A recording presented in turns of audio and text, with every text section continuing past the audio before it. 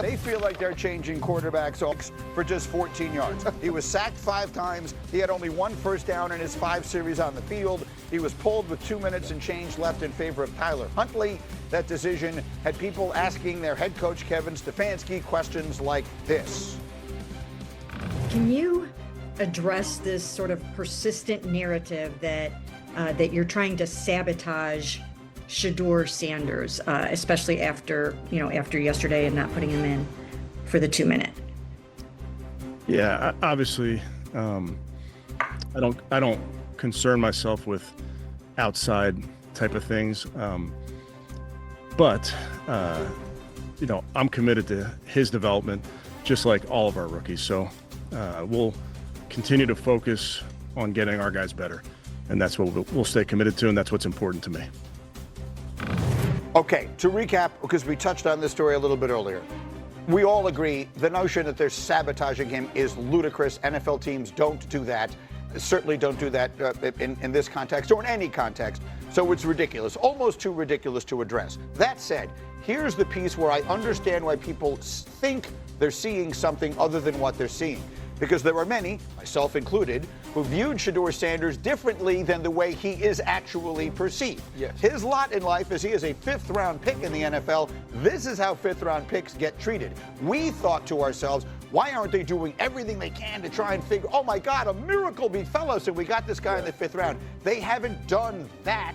And others are looking at that and saying, oh, wow, they're sabotaging him. I understand what people think they're seeing. Yeah, because people think with their feelings, right? The feeling was that Shedeur Sanders was a certain thing. We treated Shedeur Sanders as a certain thing. The entire coverage of this NFL draft was about when will Shedeur Sanders be picked? And when he was picked in the 5th round, maybe because of your individual evaluation, mine or Dan or Schefter's or Greeny's, we felt, oh my goodness, they got this player that could be a potential franchise quarterback who we thought was going in the 1st round. In the 5th round, they should treat him like a 1st rounder. But that's not real life. Right. Real life is when you are a 5th round pick, you are treated like a 5th round pick. You get the opportunities that 5th round picks tied to you is not what's tied to a 1st overall pick, right, or to a top 10 pick or to a top 20 pick. And so for Shedeur Sanders, this is his lot in life now. So to be clear, I hope Shedeur Sanders eventually gets a chance to show what he's capable of. Reasonable assessment. Yeah, that's fair, because if you go back to this weekend's game, there was regression rather than progression. It wasn't perfect. The offensive line protection wasn't great. There weren't guys getting open left and right, but all he had to do was make the right decision, get rid of the football. But we saw a lot of this stuff from Colorado, and so RC said it before, more likely that everyone's going to have to get hurt. Yeah. Dylan Gabriel should be the number 2 quarterback. He's going to have to get hurt or play poorly. Then it more than likely is going to be Kenny Pickett. So you have to go through 3 guys. Maybe more significantly, have you seen stuff from Dylan Gabriel that would be, I mean, he's been sort of the overlooked man in all of this publicly. Dylan Gabriel's tape has been fantastic. And everyone points to those 2 bad plays, which was the pick 6 and the fumble from that previous week. The pick 6, miscommunication, the fumbles on the quarterback. Dylan Gabriel's tape has tape. My glass is half full with Shedeur Sanders because we saw him play in an NFL game and play really well. He has all the physical measurables you want. So if I'm talking to Shedeur, hey, we have a long horizon here, right, and your game day may be on Wednesday. Take advantage of it. So my glass is very much half full. I'm sorry. No. The other thing is this, though. How many very good players for other teams weren't the best player at their position or couldn't get on the field in their room with their first team?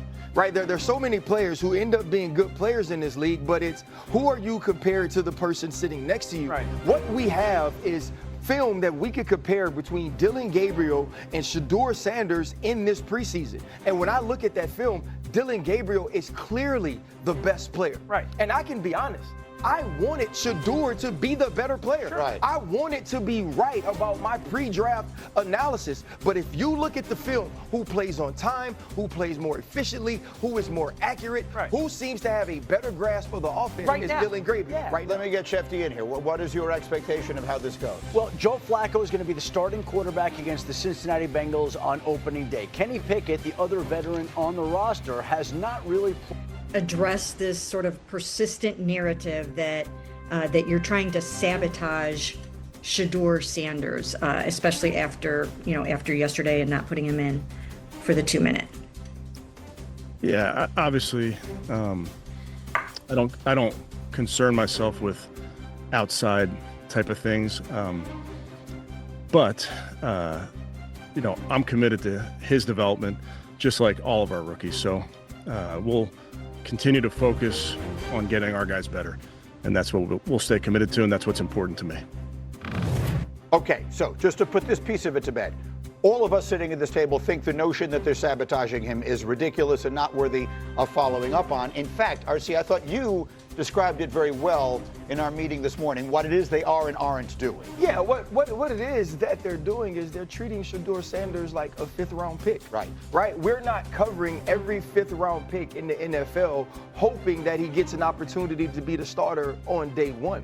We felt like, oh my goodness, they got a diamond in the rough. Shedeur Sanders fell to the 5th round. They felt like they evaluated him there, and that's where they picked him. And they're playing the guy that they picked in the 3rd round over him because they evaluate him at a higher level than what they do Shedeur Sanders. And I get it. We were all frustrated. It's not the nature of the position that he's in.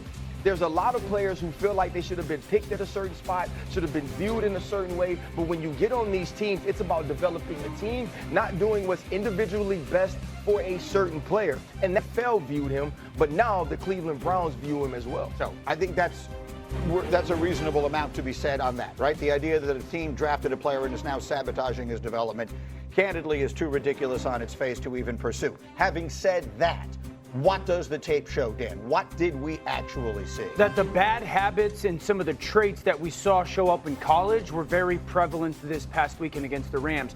Holding onto the football, catching the snap and not reading the defense, kind of evaluating what the defensive line is doing, and then trying to see if you can go make a play, and that's the concern. Okay, it's 1st and 10. They want a play-action double move at the bottom of the screen.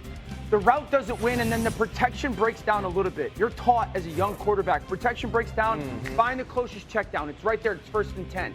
He gets to like the 4th part of the progression backside that's not really part of it. Get the ball out of your hands. 2nd and 9. This is a spot concept up top. Flat, spot route, and a corner. It goes 1, 2 to 3. That defender tells you what to do with the football. If he goes out, you throw it inside. If he goes in, you throw it outside. He goes out. That ball should go inside right now, and then it's 3rd and 2 and 3rd and 3. But he just predetermines the throw.